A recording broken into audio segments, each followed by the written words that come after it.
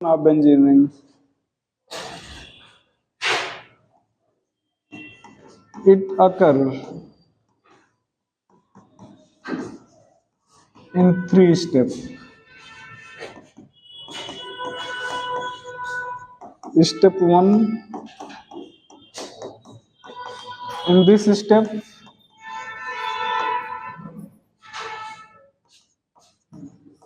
reagent converts into electrophile.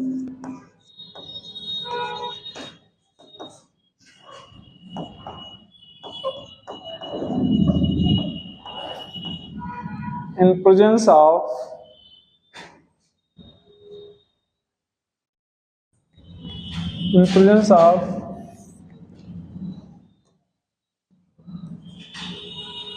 one of the following Lewis acid.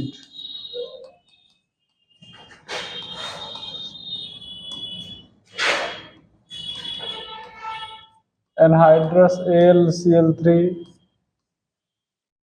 zinc chloride, FeCl3,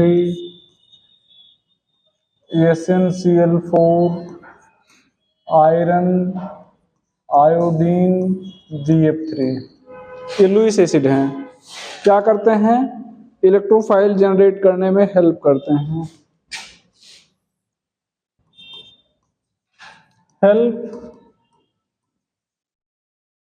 in generation of electrophile.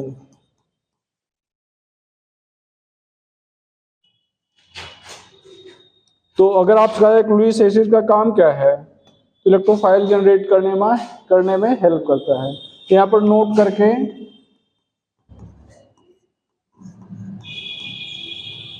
reagent must have electrophile। यहाँ पर अगर आपसे कहा जाए कि NaCl हो सकता है रिएजेंट, आप कहेंगे नहीं हो सकता, इलेक्ट्रोफाइल नहीं। हाँ, अच्छा, CH3Cl हो सकता है, हाँ हो सकता है। क्यों? यहाँ पर Na+ इलेक्ट्रोफाइल नहीं है, लेकिन CH3+ क्या है? ये इलेक्ट्रोफाइल है। ये क्या है? इलेक्ट्रोफाइल है। तो रिएजेंट में निश्चित रूप से क्या होना चाहिए? इलेक्ट्रोफाइल होना चाहिए। रिएजेंट में निश्चित रूप से क्या होना चाहिए बेटा? इलेक्ट्रोफाइल होना चाहिए।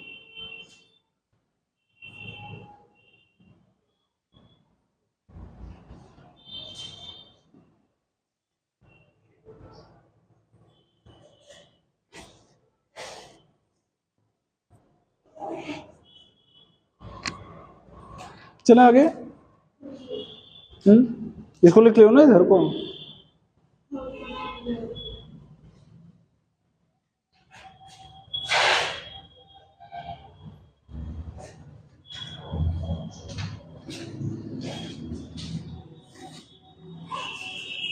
Step 2,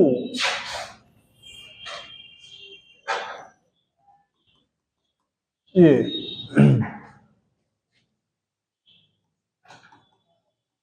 in this step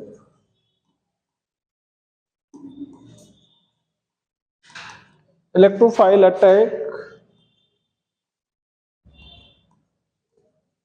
on substrate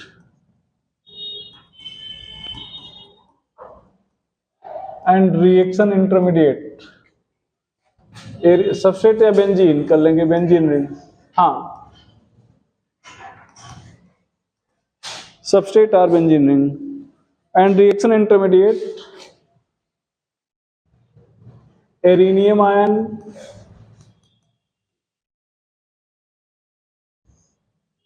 और व्हीलैंड रिएक्शन इंटरमीडिएट। बेंजीन को एरीन कहते हैं और व्हीलैंड रिएक्शन इंटरमीडिएट और sigma complex is form. Sigma complex is form.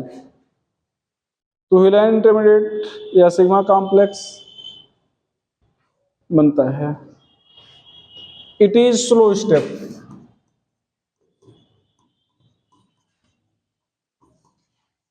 hence rate determining.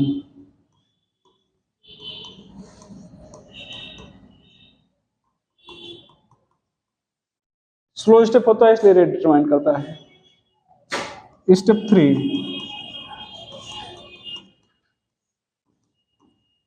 H plus is lost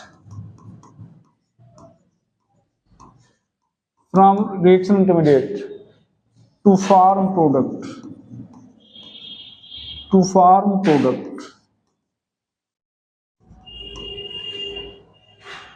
तो ये नेट 3 स्टेप थे जो तीनों आपको बता दिए। पहले स्टेप में किसी भी लुईस, ये 4-5 लुईस स्टेशन लिखे हैं, इनमें से किसी एक की प्रेजेंस में जो रिएजेंट है वो बदल जाएगा इलेक्ट्रोफाइल में, ठीक है। दूसरे स्टेप में इलेक्ट्रोफाइल अटैक करेगा किस पे, बेंजीन रिंग पर या सबस्ट्रेट पर, और एरिनियम आयन बनेगा, या उसी को आप क्या कहेंगे बेटा, हुइलैंड रिएक्शन इंटरमीडिएट कहेंगे, या उसी को क्या कहेंगे, सिग्मा कॉम्प्लेक्स कहेंगे। और तीसरे ये स्लो स्टेप होता है और इसलिए रेट डिटरमाइन करता है। और थर्ड स्टेप क्या होता है, प्रोटॉन इज लास्ट और H plus is lost from reaction intermediate to form the product. यहां पर ध्यान दें, ये होता है। अब अगर हम लोग बात करें रिएक्शन और इसके मैकेनिज्म की, तो ध्यान देना बेटा, भैया ये है बेंजीन रिंग, इस रिएक्शन को हम लोग कहते हैं फ्रीडल क्राफ्ट रिएक्शन या एल्काइलेशन, एनहाइड्रस AlCl3। इन दोनों के रिएक्शन से यहां पर बन जाता है CH3+, जिसको आप रिएक्टिंग स्पीसीज कहते हो। रिएक्शन इंटरमीडिएट नहीं कहेंगे, बल्कि क्या कहेंगे, रिएक्टिंग स्पीसीज, या यही इलेक्ट्रोफाइल है, E+ कह सकते हो। तो यहाँ पर ये रिएक्शन मतलब रिएक्टिंग स्पीसीज जो है ये अटैक करेगा और यहाँ से क्या करेगा, H+ को हटा देगा, तो यहाँ पर क्या हो जाएगा, माइनस। तो यहाँ पर ये CH3+ आके जुड़ जाएगा, तो ये बन गया CH3। Step 1 mechanism,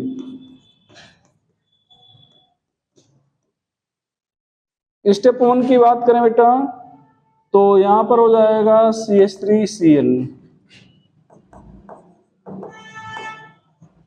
anhydrous AlCl3।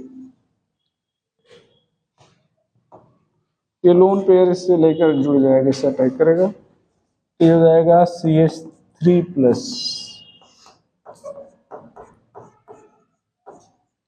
AlCl3 Cl-, AlCl3 Cl-।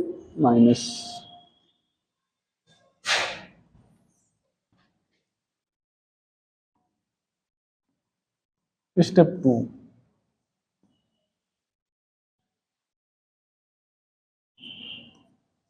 ये H है, ये CH3+ है। ध्यान रखिएगा बेटा, यहां पर ये बांड टूटेगा, आ जाओ, ये बांड टूटेगा, तो ध्यान देना बेटा, ये बांड टूटेगा, तो अब इसमें हेट्रोलिटिक डिसोसिएशन होगा, समझ रहे ना। तो जैसे यहां पर ध्यान दो, ये दोनों इलेक्ट्रॉन चले गए इसके पास, तो दोनों इलेक्ट्रॉन नहीं जाता, वास्तव में एक इलेक्ट्रॉन जाता है। तो ये यहां पर ध्यान दो, नंबरिंग कर दे रहे हैं, देखना बेटा, ये नंबरिंग कर दे रहे हैं, इसको कार्बन 1 कह दे रहे हैं और इसको क्या कह दे रहे हैं, 2। तो 2 का इलेक्ट्रॉन अगर चला जाए CH3 के पास, तो इलेक्ट्रॉन जाने का तो माइनस चार्ज का जाना ना, तो माइनस चार्ज आएगा, और यहाँ पर क्या है, प्लस चार्ज, न्यूट्रल हो जाएगा। इलेक्ट्रॉन चूंकि यहां से गया है, इसलिए यहां पर क्या जाएगा, प्लस। कहां पे होगा, प्लस 2 पर, और 1 पर कोई चार्ज आएगा नहीं, क्योंकि उसका इलेक्ट्रॉन तो गया नहीं है, उसका इलेक्ट्रॉन अभी अपने पास बचा हुआ है। बात हो रहा है ना, इसका इलेक्ट्रॉन बचा हुआ, ध्यान दो, ऐसे यहां बचा रहेगा, और यहां पर जो CH3 था, CH3, तो CH3 का भी इलेक्ट्रॉन बचा था, दो मतलब CH3 के पास इलेक्ट्रॉन आ गया था, तो दोनों अपना इलेक्ट्रॉन शेयर करके क्या कर लिए, बॉन्ड बना लिए हैं, और यहाँ पर क्या आ गया है, प्लस चार्ज। क्या आ गया भैया, प्लस चार्ज। अब यहाँ पर ध्यान देना बेटा, इसको हम लोग स्टेप 1 कहेंगे, मतलब पोजीशन 1, 2, 3, ये रिजोनेंस आ जाएगा प्लस यहां पर,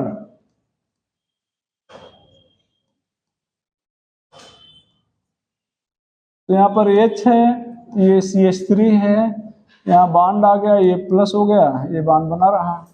अब ये पोजीशन 1 A2 A3, तो ये यहाँ पे बॉन्ड आ जाएगा और प्लस पीछे चला जाएगा,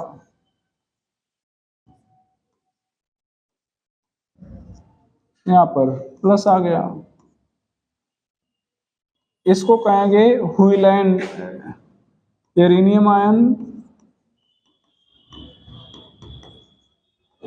और हुइलैंड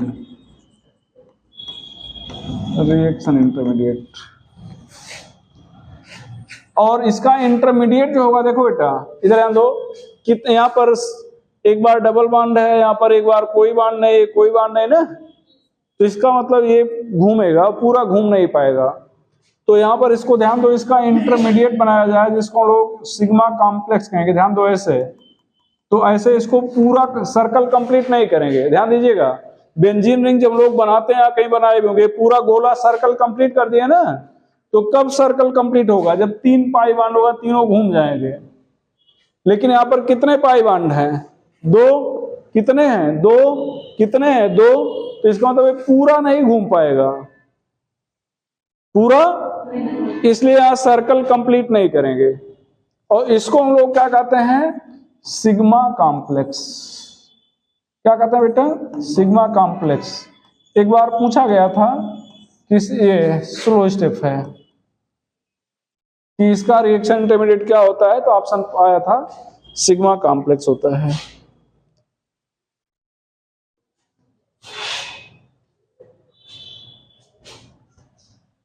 sigma complex.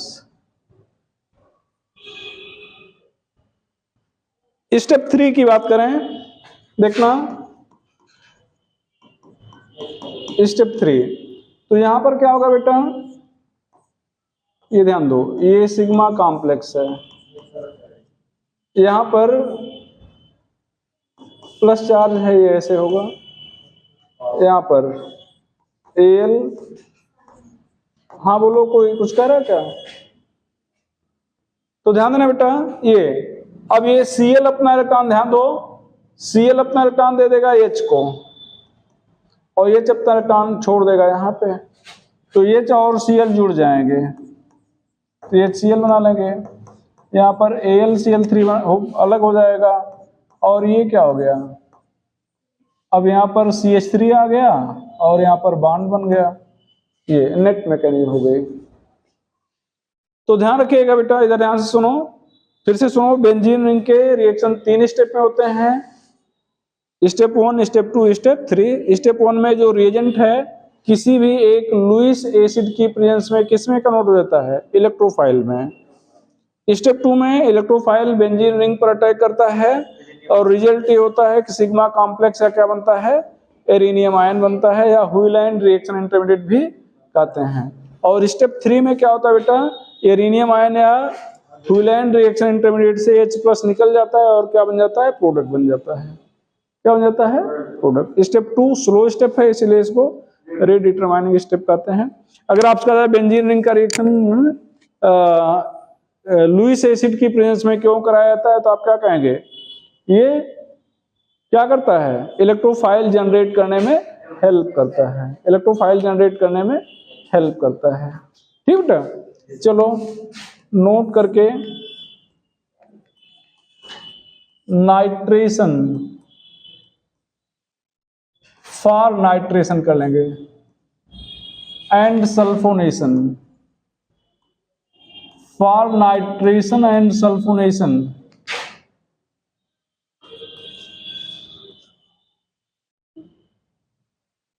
Lewis acid is not required, not required. Nitration और सल्फोनेशन के लिए लुईस एसिड की जरूरत नहीं होगी। बेंजीन रिंग के 6-7 रिएक्शन है, जिसमें से 4, 5, 5, 6 हैं, जिसमें से 3 हम लोग यहीं पढ़ ले रहे हैं, नाइट्रेशन लिख रहे हैं। ध्यान देना, यहाँ पर कंसंट्रेट HNO3, तो जब भी कहा जाए नाइट्रेशन करना है तो आप कंसंट्रेट HNO3 और H2SO4 लेंगे। ठीक है, तो यहां पर ध्यान देना बेटा, ये लेंगे और इन दोनों के रिएक्शन से आपको मिल जाएगा NO2 प्लस। ये रिएक्टिंग स्पीशीज है जिसको आप नाइट्रोनियम आयन भी कहते हो। क्या कहते हो? नाइट्रोनियम आयन कहते हो। तो ये अटैक करेगा, यहां पर क्या बनाएगा, H हट जाएगा, यहां पर आ जाएगा NO2, नाइट्रोबेंजीन बन गया। तो ध्यान दो, इसको नाइट्रेटिंग मिक्सचर कहते हैं। क्या कहते हैं बेटा? Nitrating mixture. 2 बार पूछा गया है, 2 बार, एक बार नीट में, एक बार जो इंजीनियरिंग का एग्जाम AIEEE होता था उसमें, कि in this reaction HNO3 acts as, ध्यान दीजिए अभी तो आपको कुछ पढ़ाया ही नहीं गया है। जब पूरी ऑर्गेनिक खत्म कर लेंगे तो आप पूरे ऑर्गेनिक केमिस्ट्री में कंसंट्रेट HNO3 को स्ट्रांग ऑक्सीडाइजिंग एजेंट कह के पढ़ाते रहेंगे। कंसंट्रेट HNO3 क्या कह के पढ़ाएंगे? Strong oxidising. जहां पर स्ट्रांग ऑक्सीडाइजिंग एजेंट की जरूरत होगी वहां पर कहेंगे कंसंट्रेट HNO3 ले लो।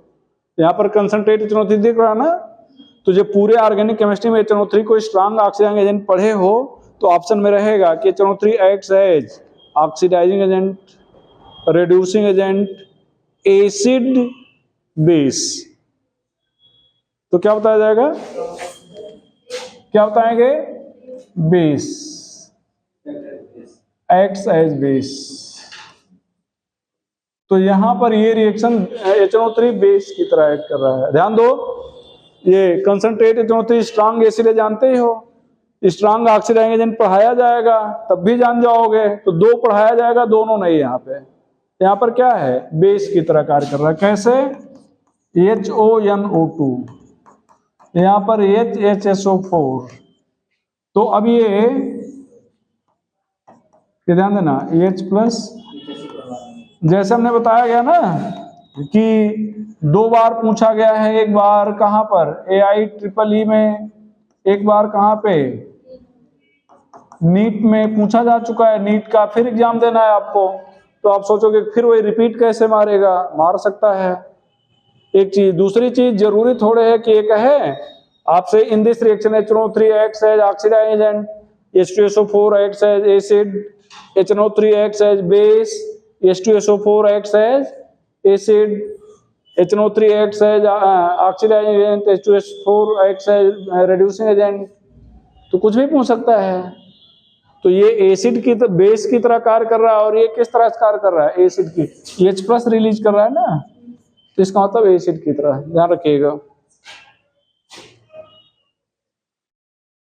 तो नाइट्रेशन आपको लिख दिया गया, तो नाइट्रेशन में जरूरत नहीं थी किसकी? लुईस एसिड की। इसी तरह से सल्फोनेशन में भी लुईस एसिड की जरूरत नहीं है। तो यहां पर ध्यान दो, जब भी आपसे कहा जाएगा सल्फोनेशन, समझ रहे हो भैया, जब भी आपसे कहा जाएगा सल्फोनेशन लिखना है तो आप लोग क्या लिखना चाहोगे? Fuming H2SO4। जब भी आपसे कहा जाएगा तो यहां पर SO3H जुड़ जाएगा। यहां पर फ्यूमिंग H2SO4 क्या होता है? कंसंट्रेट H2SO4 और SO3 का फ्यूम्स होता है। इसको आप एक साथ H2S2O7 कह सकते हो। इन दोनों को ओलियम कह सकते हो। एक बार जेई में पूछा गया था, which one of the following is oleum. Option में ये पढ़ाया जाता है, H2S2O7 को ओलियम पढ़ाया जाता है। ठीक है, ऑप्शन में नहीं था, क्या था? कंसंट्रेट H2SO4 और SO3 था, तो उसको आप ओलियम भी कह सकते हो। अब ध्यान दो, यहां से H प्लस निकलेगा और SO3 से जुड़ जाएगा। तो जब SO3 से H प्लस जुड़ जाएगा तो ये क्या बन जाएगा? SO3H plus. ये रिएक्टिंग स्पीशीज है।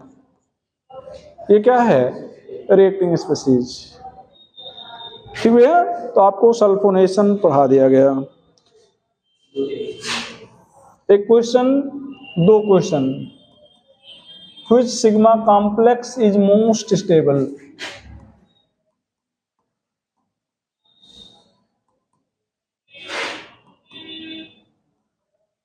Which sigma complex is most stable?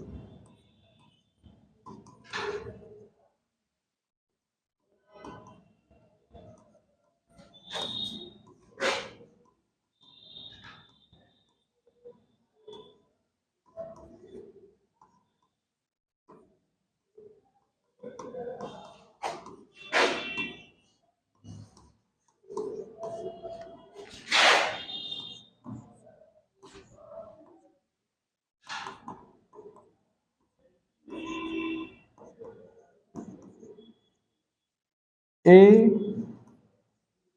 B C D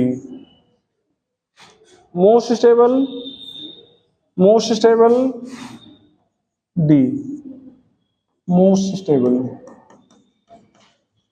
charge कैसा है सिग्मा कॉम्प्लेक्स पर, चार्ज कैसा है तो प्लस को कौन सा इफेक्ट बढ़ाता है प्लस, तो OCH3 पर प्लस m पावर सबसे ज्यादा है। लीस्ट स्टेबल C, तो जरूरी थोड़ा है कि मोस्ट स्टेबल पूछे, लीस्ट स्टेबल पूछ लेता है। तो लाइन नोट करके लिख लीजिएगा कि as sigma complex has positive charge so its stability is increases by plus m group.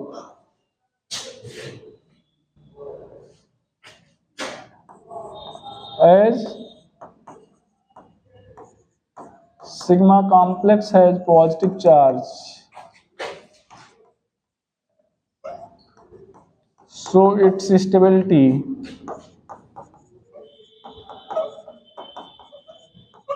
is increases by plus m group।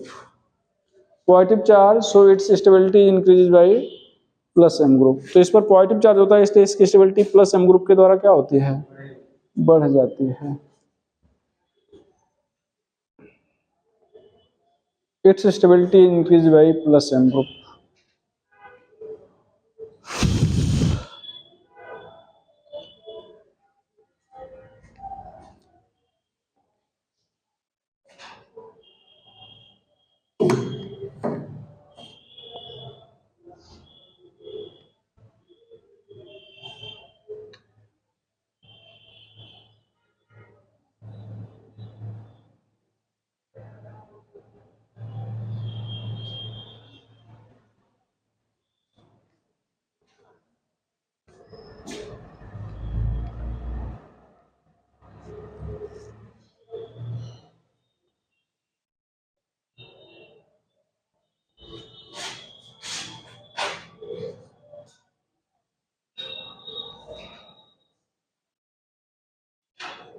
ठीक है, एक क्वेश्चन और, why benzene ring does not give, लिखो electrophilic addition reaction,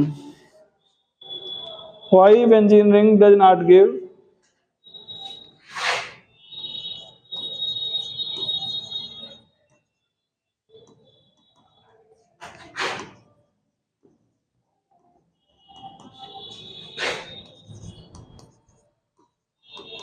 electrophilic addition reaction. तो लिखेंगे as on electrophilic addition reaction its aromaticity is lost,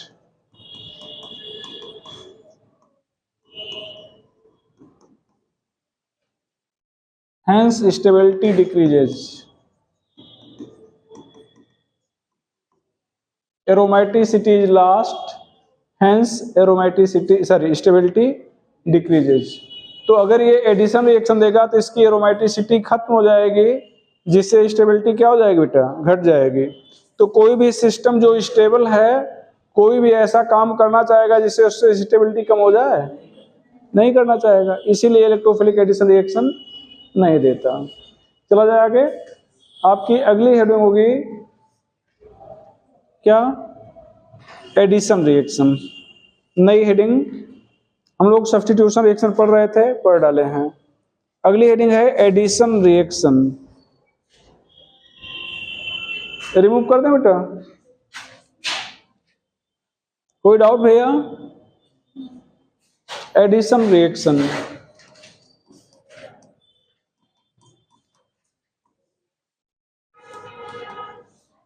addition reaction, reagent gets added on substrate,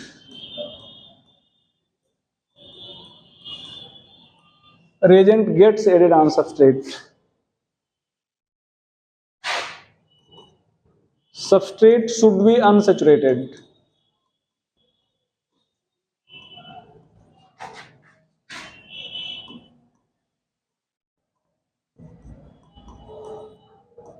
R should have pi bond.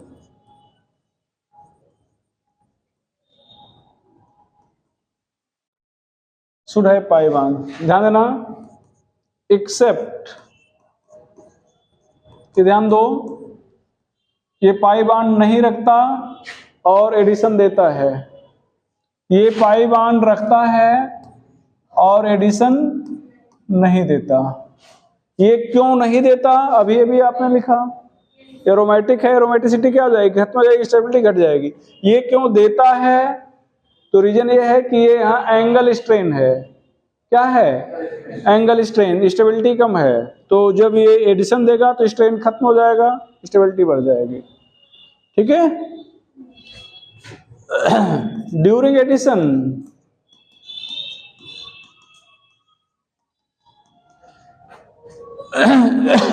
one pi bond of substrate is breaks up and 2 pi bond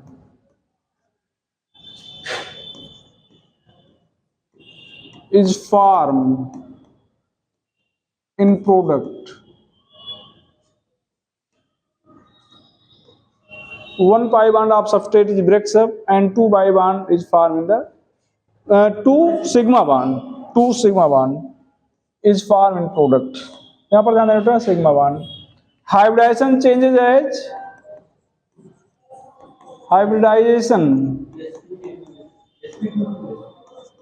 changes as sp अगर है तो sp2 में, और sp2 है तो sp3 में change हो जाएगा। sp2 में और sp2 sp3 में चेंज हो जाएगा। sp2 sp2 में और sp2 sp3 में। यहां पर ध्यान दो, CH2 HCl है, ध्यान देना बेटा, एक पाई बांड टूटा, 2 सिग्मा बांड बन गए। हाइब्रिडाइजेशन यहां पर sp2 था, sp3 हो गया, sp2 था, sp3 हो गया।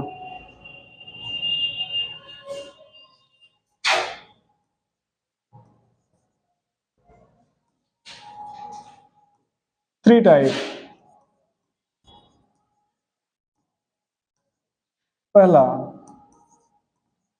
इलेक्ट्रोफिलिक एडिशन रिएक्शन, दूसरा फ्री रेडिकल एडिशन रिएक्शन, तीसरा nucleophilic addition reaction. Full form तो समझ रहे हो ना? Electrophilic addition reaction, free radical addition reaction, nucleophilic addition reaction, इन दोनों को एक साथ हम लोग पढ़ लेंगे। ठीक है, इसको अलग से हेडिंग नहीं डलाएंगे, उसी में बता देंगे, थोड़ा सा एक रिएक्शन बता देंगे। ठीक है, तो electrophilic addition reaction,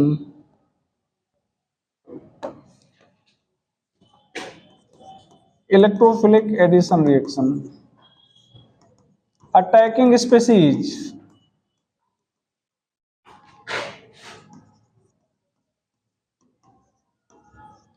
of rate determining step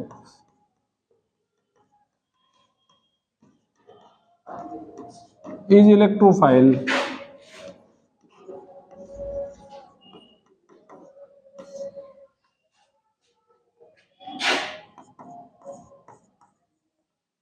Occur in 2 steps.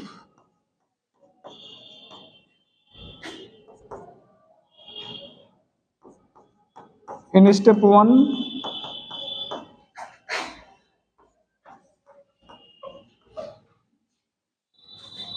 electrophile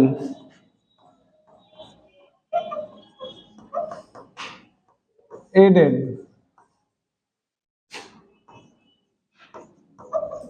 on substrate to form reaction intermediate carbocation.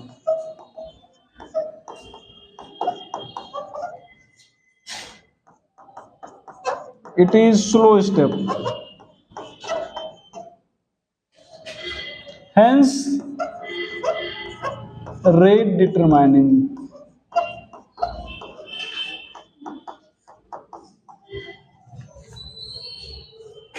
It is slow step. Hence, rate determining.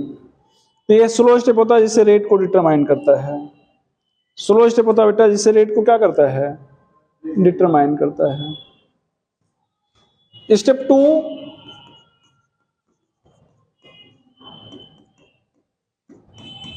in this step nucleophile attack on reaction intermediate to form product. Nucleophile attack on reaction intermediate to form product. तो nucleophile reaction intermediate attack करता है और product बनता है। अच्छा, अब यहां पर ध्यान देना, इधर देखना भैया, पहले स्टेप में कहा आपने इलेक्ट्रोफाइल अटैक करता है, दूसरे में न्यूक्लियोफाइल अटैक करता है, मतलब इलेक्ट्रोफाइल और न्यूक्लियोफाइल दोनों अटैक करते हैं। तो फिर इलेक्ट्रोफिलिक एडिशन क्यों कहते हैं, न्यूक्लियोफिलिक क्यों नहीं कहते हैं? तो आप कहेंगे डिटरमाइनिंग स्टेप में इलेक्ट्रोफाइल है। अच्छा, दोनों जुड़ रहे हैं, मतलब रिएजेंट में दोनों होना चाहिए। रिएजेंट में क्या होना चाहिए, दोनों। तो एक लाइन नोट करके लिख लीजिएगा, for this reaction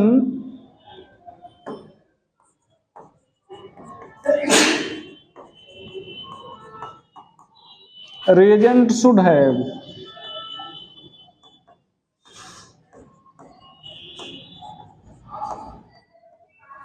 both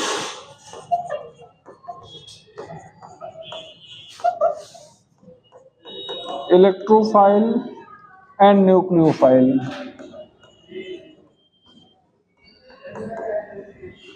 Reagent should have both electrophile and nucleophile. Reagent should have both electrophile and nucleophile.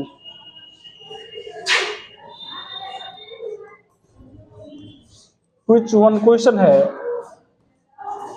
may undergo electrophilic addition reaction NaCl, NaOH,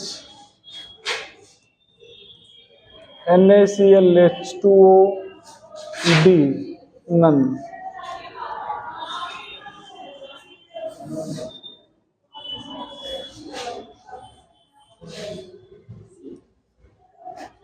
क्या नाम तुम्हारा, खड़े हो, क्या बोल रहे हो, इसी बोल रहे हो, जो बोलो क्लियर बोलो बेटा। कई आंसर आपके सही आ रहे हैं लेकिन कॉन्फिडेंस कमी झलक रही है, ठीक है। बैठो, यहां पर ध्यान दो, इधर एक ना, सब लोग ध्यान से देखो, इधर Na+ इलेक्ट्रोफाइल नहीं है, यहां पर Na+ इलेक्ट्रोफाइल नहीं है, यहां पर Na+ इलेक्ट्रोफाइल नहीं है, यहां पर लेकिन H+ मिल जाएगा जो इलेक्ट्रोफाइल होगा। बात सुन रहे हो ना। और यहां से Cl- मिल जाएगा जो क्या होगा, न्यूक्लियोफाइल। OH- भी न्यूक्लियोफाइल होगा, दो न्यूक्लियोफाइल हैं। तो जहां जैसे इलेक्ट्रोफाइल जुड़ा तो कार्बोकैटायन बन गया, मतलब पॉजिटिव चार्ज आ गया। तो अब जितने न्यूक्लियोफाइल होंगे वो सभी अटैक करेंगे, तो यहाँ दो प्रोडक्ट बनेगा, एक बार Cl जुड़ा दिखेगा, एक बार OH जुड़ा दिखेगा। मतलब एक बार HCl जुड़ा दिखेगा, एक बार OH जुड़ा दिखेगा। बात क्लियर हुई ना। तो ये चीज हो गया। यहां पर एग्जांपल में देखा जाए, ये CH2 CH2 HCl जोड़ रहे हैं, तो ये H+ हो जाएगा, CH3 क्या हो जाएगा, मतलब ये क्या हो जाएगा। यहां पर पहले प्रोडक्ट बनाना है ना, बन गया प्रोडक्ट। मैकेनिज्म की बात करें, मैकेनिज्म CH2 CH2, यहां पर क्या हो जाएगा, HCl है, तो ये H प्लस Cl माइनस, ये स्टेप 1 है। तो ये CH2 से जुड़ जाएगा तो ये प्लस हो जाएगा, ये रिएक्शन इंटरमीडिएट। और स्टेप 2 में ध्यान देना बेटा,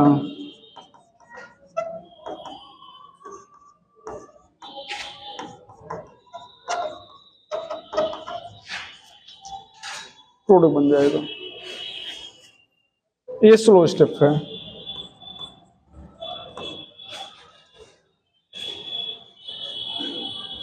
थोड़ा जल्दी करो जिससे आज ये खत्म हो जाए, इलेक्ट्रोफिलिक खत्म हो जाए।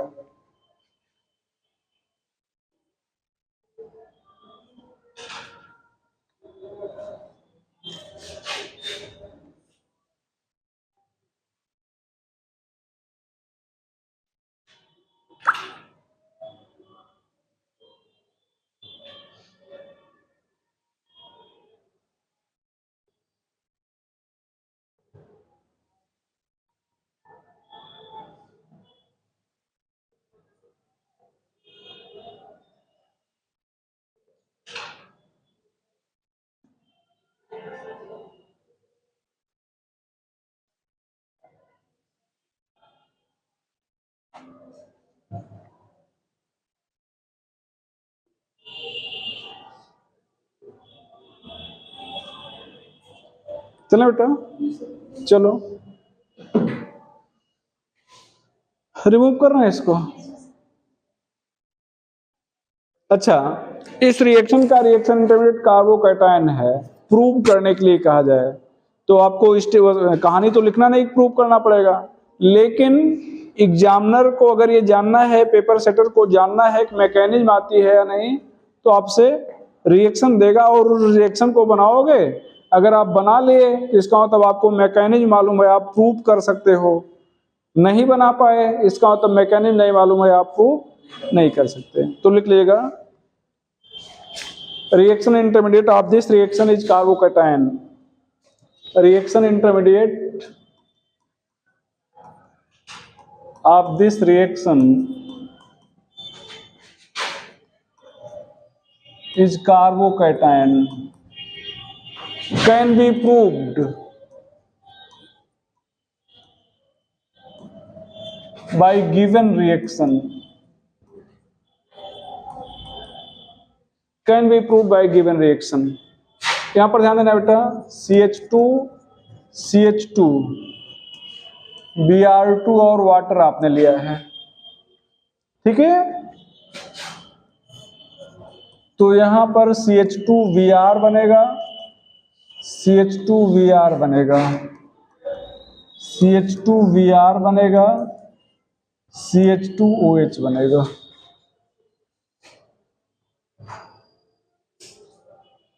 अच्छा, ये जो एक देखो, 3 चीजों का एडिशन एंटी फार में होता है, Br2 बताए भी रहे होंगे, HX, X2, HOX लिखा देंगे बाद में, अभी नहीं। एंटी मतलब अपोजिट जुड़ेंगे, ठीक है। मैकेनिज्म देखा जाए, समझिएगा बेटा, ये ध्यान दो, CH2 CH2 है ना, Br2 वाटर के साथ पोलर सॉल्वेंट में है तो हेट्रोलिटिक डिसोसिएशन बढ़ जाएगा। और हम मान रहे हैं कि पहले Br प्लस अटैक किया, क्या अटैक किया, तो यहां पर ये बॉन्ड टूटेगा, ध्यान देना, एक पर माइनस आएगा दूसरे पर प्लस, तो माइनस वाले पर ये प्लस अटैक कर जाएगा तो न्यूट्रल हो जाएगा। बचेगा क्या, प्लस, क्या बचेगा, प्लस। अब Br माइनस अटैक करेगा ये। अच्छा, अब इस प्रोडक्ट ध्यान दो, अगर यही प्रोडक्ट बना है तो पहले प्लस अटैक किया या माइनस हमें मालूम नहीं, हमने कहा प्लस अटैक किया, आप कह दो माइनस अटैक किया, क्या फर्क पड़ता है कि दिख रहा है कौन अटैक किया, नहीं दिख रहा है ना, बस केवल कहा जा रहा है और आप मान रहे हो। लेकिन अगर ये प्लस अटैक कर रहा है तो यहां पर चार्ज कैसा आएगा, प्लस, और इंटरमीडिएट क्या बनेगा, कार्बोकैटायन। यहां पर साथ में वाटर भी है, वाटर के पास लोन पेयर है, ये लोन पेयर होने के कारण ये न्यूक्लियोफाइल है और इस पर अटैक करेगा, और अटैक करेगा तो यहां पर क्या हो जाएगा, OH, यहां पर क्या हो जाएगा, OH जुड़ जाएगा, ये एक H निकल जाएगा, एक H निकल जाएगा, ठीक है। तो ये सिस है, मतलब ये ट्रांस है, इसको ब्रोमोहाइड्रिन कहेंगे। क्या कहेंगे, ब्रोमोहाइड्रिन। ये मेजर प्रोडक्ट है, अगर एक बताना है तो ये बताओगे।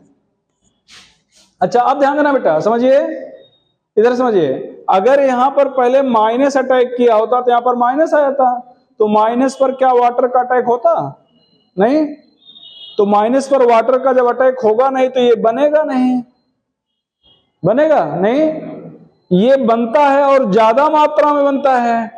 इसका मतलब क्या हुआ कि ये अटैक भी करता है, और अटैक करता है तो इसका मतलब यहां पर क्या होगा, प्लस चार्ज रहा होगा। तो प्रूव कर रहा ना, तो इस प्रोडक्ट का बनना इंडिकेट कर रहा है कि इंटरमीडिएट क्या था, कार्बोकैटायन था। इंटरमीडिएट क्या था, कार्बोकैटायन था। आगे चला जाए।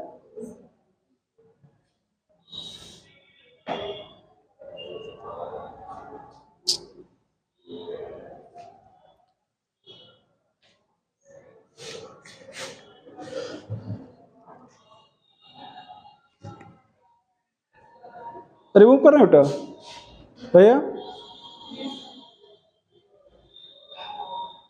रिमूव कर दें, लिखिएगा, if substrate and reagent is unsymmetrical,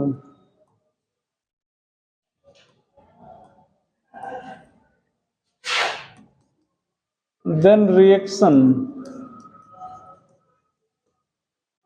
occur according to Markovnikov rule। एक चीज छूट गया, उसको लिख लीजिएगा, जहां आपने इलेक्ट्रोफिलिक एडिशन रिएक्शन लिखा था ना, वहीं पर लिख लीजिएगा given by alkene and alkyne. जहां पर इलेक्ट्रोफिलिक एडिशन रिएक्शन लिखा था वहां पर क्या लिख लोगे, given by alkene and alkyne, i.e. positive part of reagent is added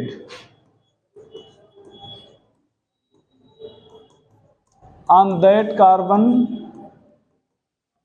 which has maximum number of hydrogen। Positive part of reagent is added on that carbon which has maximum number of hydrogen, which has maximum number of hydrogen। ध्यान देना बेटा, ध्यान से देखिएगा।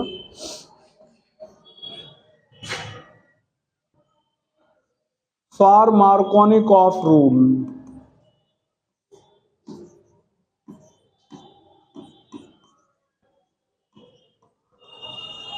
alkene should not have minus M group, halogen, fluorine and phenyl group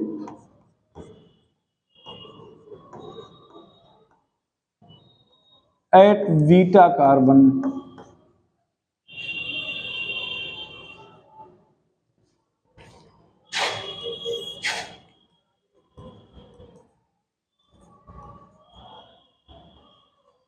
Which one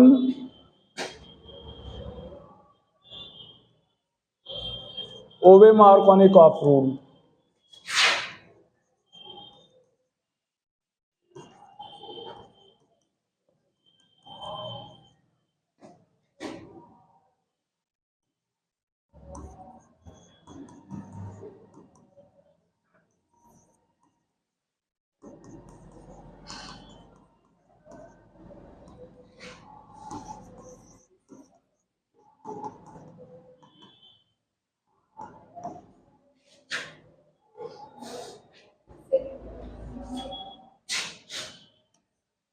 ये beta नहीं, alpha कर लो,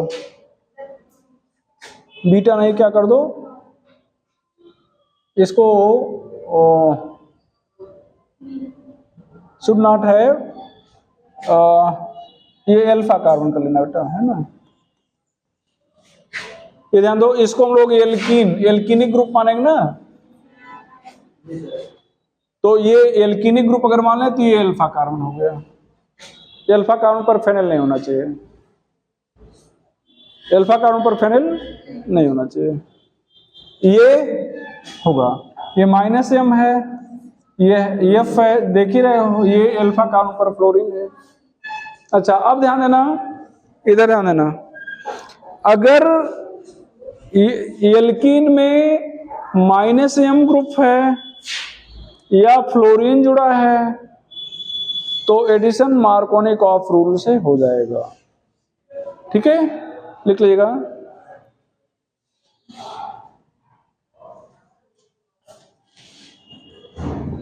if alkene has -m group or fluorine, alkene has -m group or fluorine, then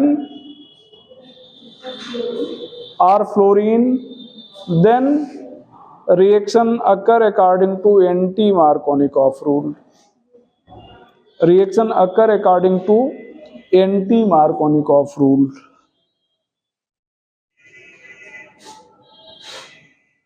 phenyl छूट गया, -m group or fluorine or C6H5 or C6H5, then reaction occur according to anti Markovnikov rule.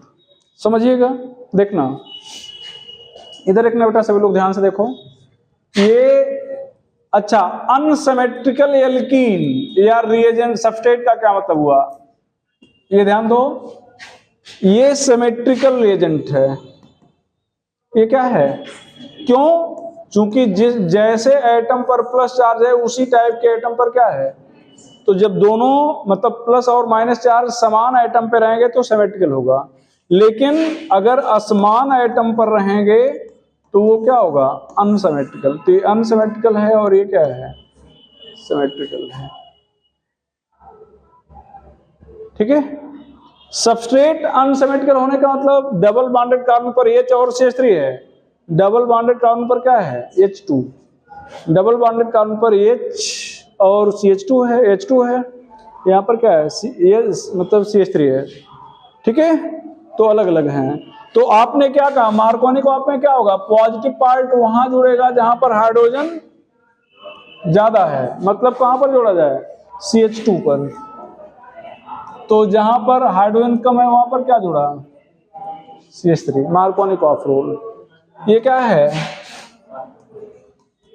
और इस reaction को कहेंगे regio selective.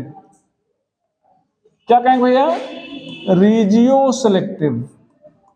जो Markovnikov rule के according reaction होगा, ऐसे रिएक्शन को लोग रीजियो सेलेक्टिव रिएक्शन कहेंगे। रीजियो सेलेक्टिव का मतलब ये होता है कि जिसमें या तो एक ही प्रोडक्ट बने या एक प्रोडक्ट ज्यादा मात्रा में बने, तो ऐसे रिएक्शन को हम लोग क्या कहते हैं बेटा, रीजियो सेलेक्टिव रिएक्शन कहते हैं। आगे चला जाए, रीजियो सेलेक्टिव।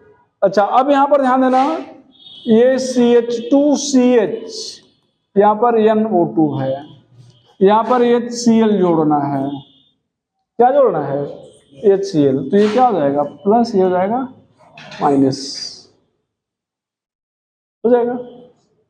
अब -m है ना, तो क्या किया जाए, एंटी मार्कोनी, क्या किया जाए, ये -m है तो एंटी मार्कोनी मतलब H वहां जोड़ दिया जाए जहां पर H कम है और Cl वहां जोड़ दिया जाए जहां पर H ज्यादा है। Nowadays Markovnikov rule is replaced by modern Markovnikov rule. Modern Markovnikov rule, i.e.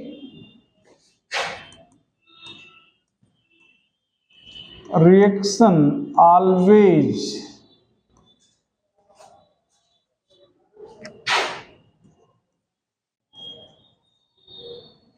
proceed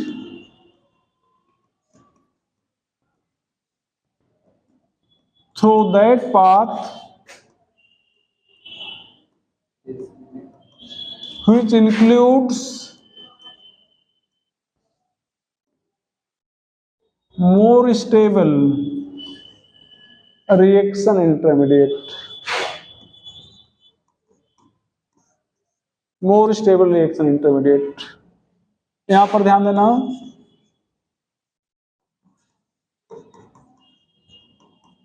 अगर आपसे कोई कहता है कि मार्कोनिकॉफ ने बताया कि एच वहां जोड़ना है जहां पर एच कम ज्यादा है, या पॉजिटिव पार्ट वहां जोड़ना है जहां पर एच ज्यादा है, तो आप कह सकते हो कि हम नहीं मानेंगे, हम वहां जोड़ेंगे जहां पर एच कम है, तो जोड़ लो, आप अपने मन की कर लो, मार्कोनिकॉफ की बात ना मानो।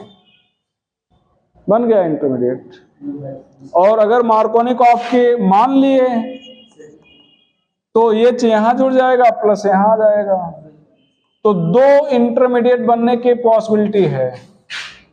कौन ज्यादा स्टेबल है? ये सेकेंडरी है, ज्यादा स्टेबल है, प्राइमरी है, कम स्टेबल है। आपको पीछे पढ़ाया गया है कि जिस रिएक्शन का इंटरमीडिएट ज्यादा स्टेबल होगा वहां पर प्रोडक्ट ज्यादा बनेगा, तो इसका मतलब यहां पर तो रिएक्शन आप कह सकते हो कि हमने मार्कोनिकॉफ से लिखा है, या कह सकते हो कि मॉडर्न मार्कोनिकॉफ से लिखा है।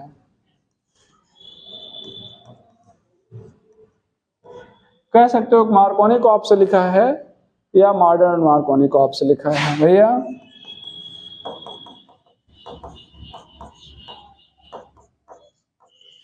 ये यहां पर प्लस, ये माइनस, तो यहां पर मार्कोनिकॉफ,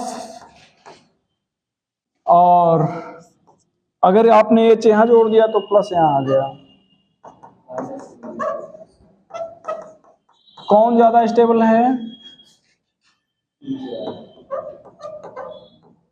ये ज्यादा स्टेबल है। क्यों ज्यादा स्टेबल है? ध्यान दो, चार्ज कैसा है? प्लस, इफेक्ट कैसा है? माइनस, तो प्लस को माइनस घटाएगा। चार्ज है प्लस, इफेक्ट है माइनस, जिस कार्बन पर प्लस चार्ज है वही माइनस है और उससे दूर है, तो घटाएगा, इसको भी घटाएगा, इसको भी, ज्यादा घटाएगा कम घटाएगा, तो मोर स्टेबल होगा। तो आप यहां पर रिएक्शन कह सकते हो कि हमने एंटी मार्कोनिकॉफ से लिखा है या मॉडर्न मार्कोनिकॉफ से लिखा है। क्या कह सकते हो? एंटी मार्कोनिकॉफ से लिखा है, या आप कह सकते हो कि हमने मॉडर्न मार्कोनिकॉफ रूल से लिखा है।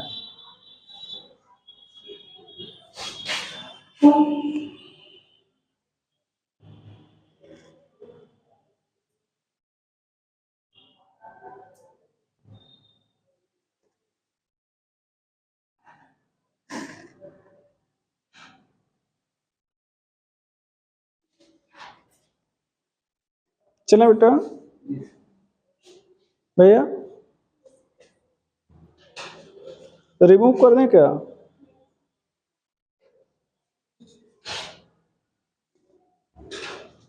चलो यहां पर ध्यान दीजिएगा,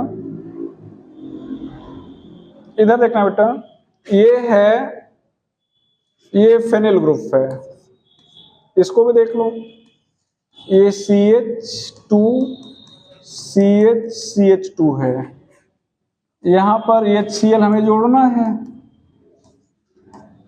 अब मार्कोनिकॉफ हम लोग जोड़ते थे, एच यहां जोड़ते,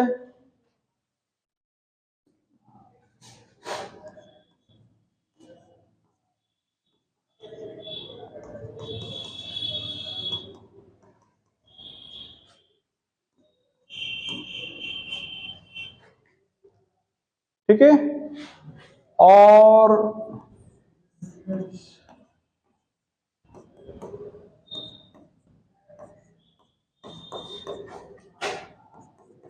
एंटी मार्कोनिकॉफ से जोड़ेंगे तो एच यहां जोड़ेंगे।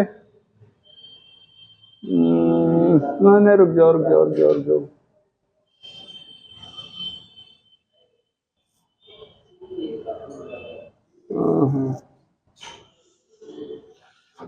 रुक जाओ, यहां पर ध्यान दो,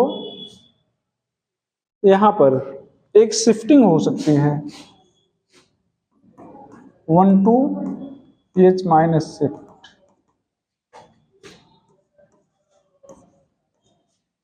तो यहां पर क्या आ गया प्लस,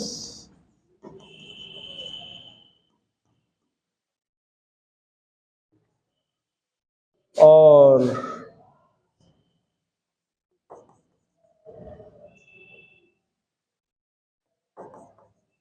थोड़ा सा गलत हुआ है,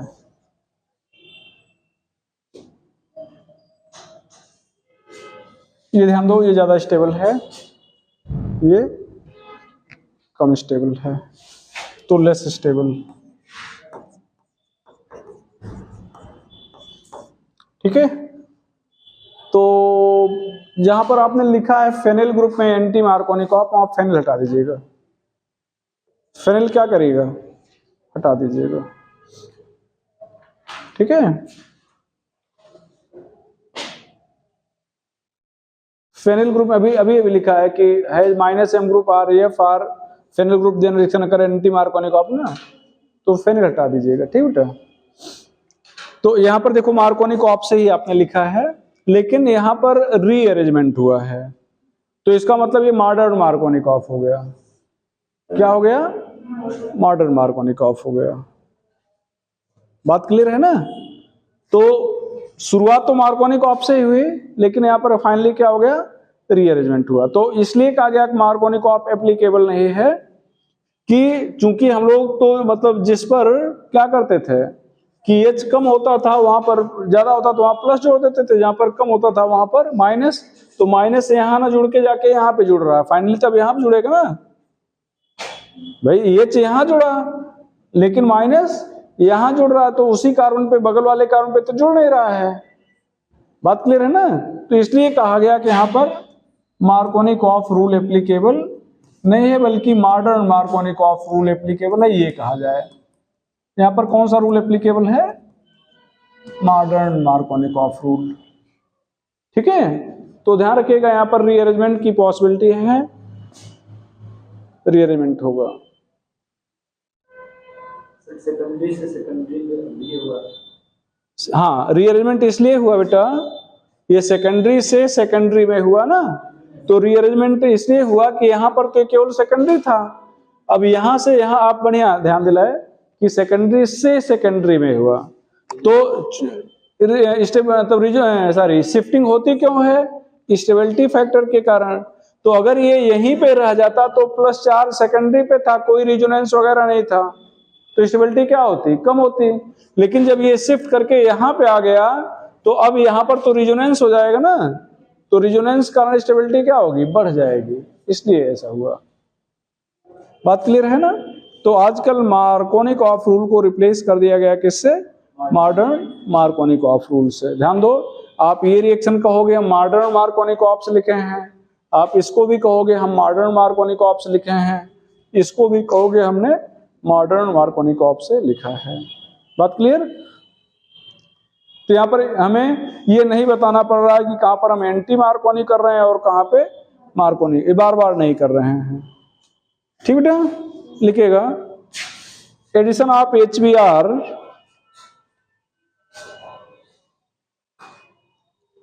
addition of HBr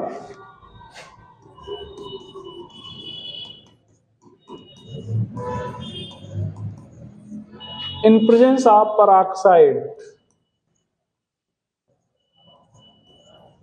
in presence of peroxide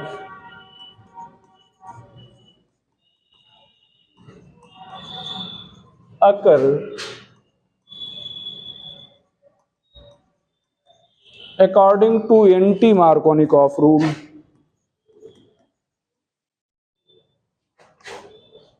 Anti-Markovnikov rule,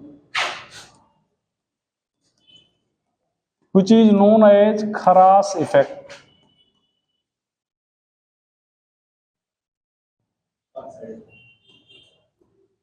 or peroxide effect.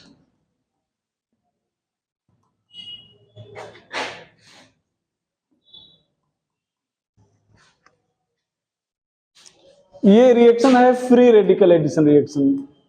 क्या है, पेरोक्साइड की प्रेजेंस में आपको बताया गया था फ्री रेडिकल कब बनेगा, 5 चीजें दिखेंगी तो।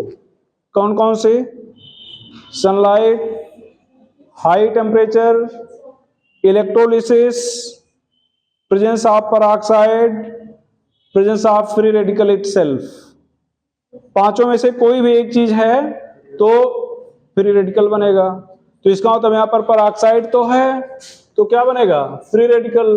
तो अगर फ्री रेडिकल बन रहा है तो इसका मतलब मैकेनिज्म क्या हो गई, फ्री रेडिकल की।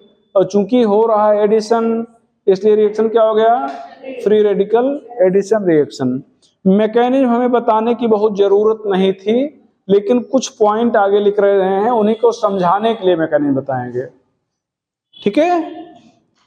This effect is not applicable for HF, HCl and HI. This effect is not applicable for HF, HCl and HI. Reason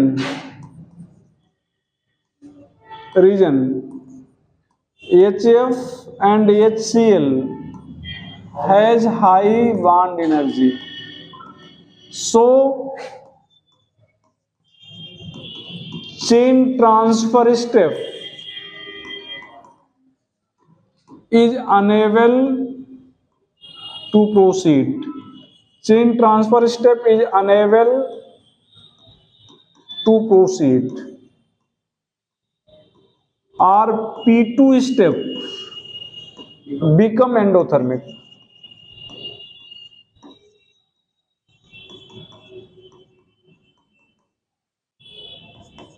In case of HI,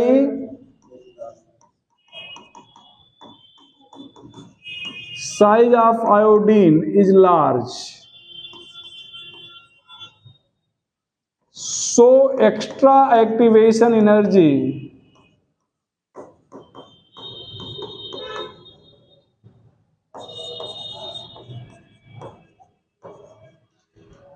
is needed,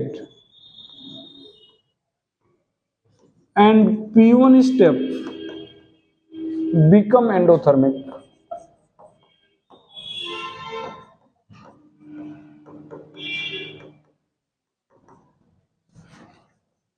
आपको बताया गया था जो फ्री रेडिकल मैकेनिज्म होंगे हमेशा कितने step में होंगे, 3 स्टेप में, इनिशिएशन, प्रोपागेशन, टर्मिनेशन।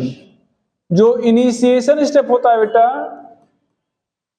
वो सब्स्टिट्यूशन वाला तो सनलाइट या हाई टेम्परेचर होता है, एडिशन वाला पेरोक्साइड होता है या फ्री रेडिकल होता है।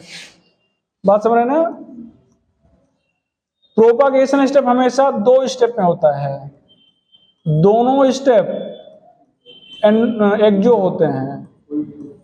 कोई भी एंडोथर्मिक होगा तो रिएक्शन रुक जाएगा, कोई भी एक्जोथर्मिक रिएक्शन होगा, स्टेप होगा तो रिएक्शन क्या होगा, रुक जाएगा। यहां पर मैकेनिज्म,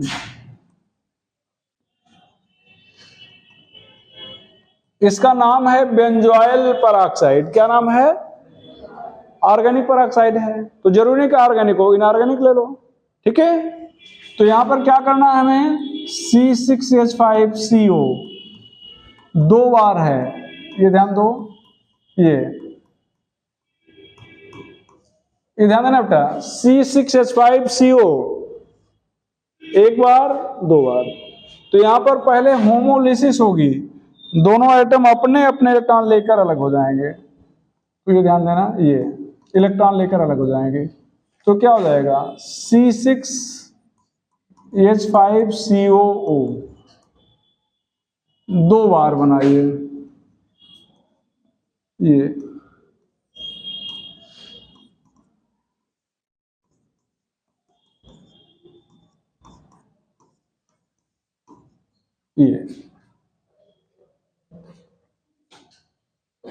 प्रोपागेशन स्टेप, सॉरी अभी इनिशिएशन स्टेप ही चल रहा है।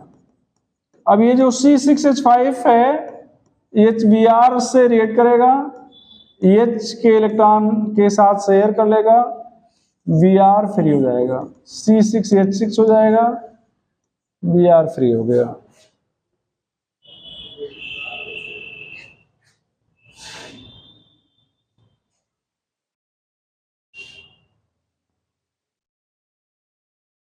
यहां पर P1 स्टेप में क्या बताया गया था, इनिशिएशन स्टेप का फ्री रेडिकल अटैक करता है किस पर, सबस्ट्रेट पर, और उसको कन्वर्ट कर देता है किसमें, फ्री रेडिकल में। यहां पर ध्यान देना बेटा, ध्यान दो। अब यहां पर फिर से वही दो चीजें समझिएगा, बात को पहले समझ लो फिर बल्कि लिखिएगा। ये ध्यान दो, दोनों अपने अपने इलेक्ट्रॉन लेके अलग हो गए, तो ये जो CH2 था उस पर Br अटैक किया और ये 8 इलेक्ट्रॉन आ गया CH पर। ध्यान देना, ये जो फ्री रेडिकल है ये कैसा है, सेकेंडरी। कैसा है, क्यों, जिस कार्बन पे है वो 2 कार्बन जुड़ा है इसलिए सेकेंडरी है। अच्छा ध्यान देना बेटा, पहले समझ लो फिर छापिएगा। अगर ये Br यहाँ पे अटैक करता तो ये इलेक्ट्रॉन यहाँ आ जाता, यहाँ इस कार्बन पे। ये कार्बन कितने से जुड़ा है, 1, तो फ्री रेडिकल जो बनता हो क्या बनता, प्राइमरी। तो फ्री सेकेंडरी ज्यादा स्टेबल होता है, प्राइमरी फ्री रेडिकल तो सेकेंडरी ज्यादा स्टेबल होता है। तो अगर ये Br यहाँ अटैक कर रहा है तो इंटरमीडिएट सेकेंडरी बन रहा है जो ज्यादा स्टेबल है। अगर Br यहाँ अटैक करता तो ये यहाँ इलेक्ट्रॉन आ जाता जो कम स्टेबल होता। तो मॉडर्न मार्कोनी फॉलो हो रहा है ना, तो इसलिए Br यहाँ पर Br अटैक कर रहा। अगर आपसे कोई कहे ऐसा क्यों होता है तो आप कहेंगे इंटरमीडिएट ज्यादा स्टेबल होता है। ठीक है, ये डेल्टा H यहाँ पर निगेटिव है। अब यहाँ पर ध्यान देता है, टर्म P2 में क्या होता है, P1 स्टेप का फ्री रेडिकल फिर से रिएजेंट से जुड़ता है और क्या बना लेता है, प्रोडक्ट। ये ध्यान दो, ये H यहाँ पर और ये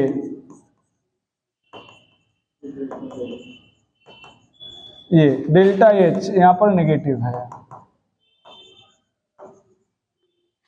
ये पॉजिटिव नहीं लिखिएगा, नेगेटिव है। इसको चेन ट्रांसफर स्टेप भी कहते हैं। ध्यान देना बेटा, अब पहले समझ लो फिर आगे लिखिएगा। जो जिसके लिए मैकेनिज्म लिख रहे हैं, मैकेनिज्म की कोई जरूरत नहीं थी। अगर यहां पर आप HI लिए होते, इस यहां पर HI होता तो यहां पर Br की जगह पर क्या दिख रहा होता, आयोडीन।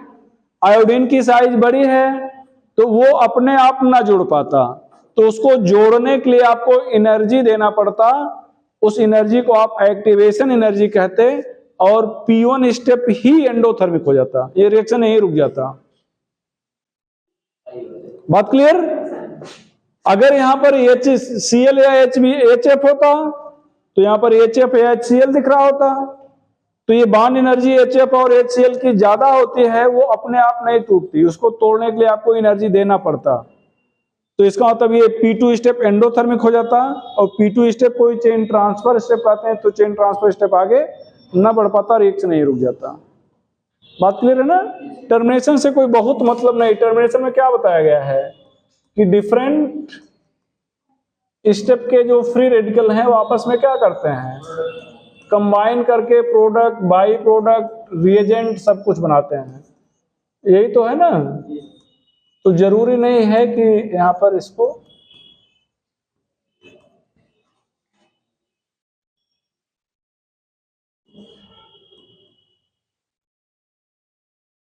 ये CH2Br है। अब इसको आप 2 बार आपस में जोड़ सकते हो। इसको ऐसे लिख रहे हैं, 2 बार जोड़ना है।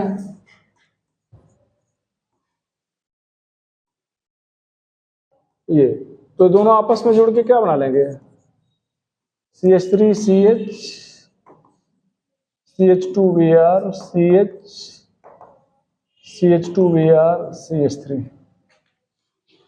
तो ये बना लेते हैं। चलो एक क्वेश्चन लिख लो, फिर अपना छापते रहेगा। इसको थोड़ा मूव, इसको तो लिख ही ले होंगे, ये टर्मिनेशन है। थोड़ा सा एक क्वेश्चन लिख लो, फिर अपना छापिएगा। तो छोटा कर दे रहे हैं इसको यहां। क्वेश्चन ये है कि why peroxide effect is not applicable. अच्छा, पहले क्वेश्चन के पहले मैं आपको एक और क्वेश्चन दे दें। यहां पर ध्यान देना, CH3CH CH2, यहां पर HBr अगर केवल लिखा जाए तो क्या लिखोगे, CH3 यहां पर पराऑक्साइड इफेक्ट लागू नहीं होगा ना, चूंकि है ही नहीं है। यहां पर अगर ये पराऑक्साइड हो तो क्या हो जाएगा, एंटी मार्कोनी, क्या हो जाएगा बेटा, यहां पर पराऑक्साइड। अच्छा, यही पराऑक्साइड अगर HCl की प्रेजेंस में लिया जाए तो क्या होगा, ये पराऑक्साइड HCl की उपस्थिति में ले लिया गया, अब क्या होगा, रिएक्शन होगा या नहीं होगा, रिएक्शन होगा। ऐसा नहीं कि आप लोग लिख दो नो रिएक्शन, रिएक्शन नो अगर कर दिए तो इफेक्ट डाल ही दिया, ठीक है। तो यहां पर पराऑक्साइड हो या ना हो, HCl ऐसे ही जुड़ेगा। HBr के साथ पराऑक्साइड नहीं है तो सीधे मार्कोनिक ऑफ, और पराऑक्साइड है तो एंटी मार्कोनिक ऑफ। इसको बाद में छापिएगा। एक क्वेश्चन लिख लो, why peroxide effect is not applicable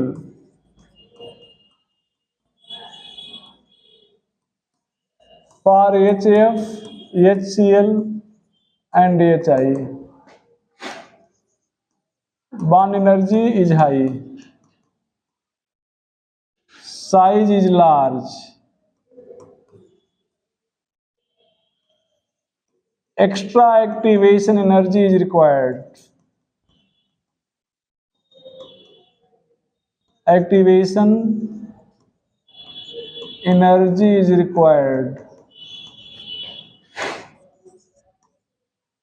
One of the propagation step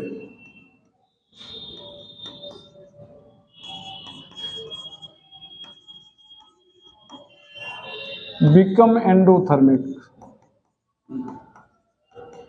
क्या हो जाएगा, लास्ट। बॉन्ड एनर्जी सबकी ज्यादा नहीं है, बॉन्ड एनर्जी सबकी ज्यादा नहीं है, साइज सबकी लार्ज नहीं है, ठीक है। एक्टिवेशन एनर्जी सबके लिए नहीं चाहिए। चौथा जो पॉइंट है यही है जो सबके लिए एप्लीकेबल है, ठीक है, कि कोई न कोई प्रोपागेशन स्टेप क्या हो जाता है, एंडोथर्मिक। तो चलो आज यहां तक हो गया। कल थोड़ा सा जब नेक्स्ट डे मिलेंगे तो बता दीजिएगा कि एल्काइन का इलेक्ट्रोफिलिक एडिशन बताना है थोड़ा सा, ठीक है। उसके बाद फिर हम लोग पढ़ लेंगे न्यूक्लियोफिलिक एडिशन, ठीक है बेटा, ठीक है।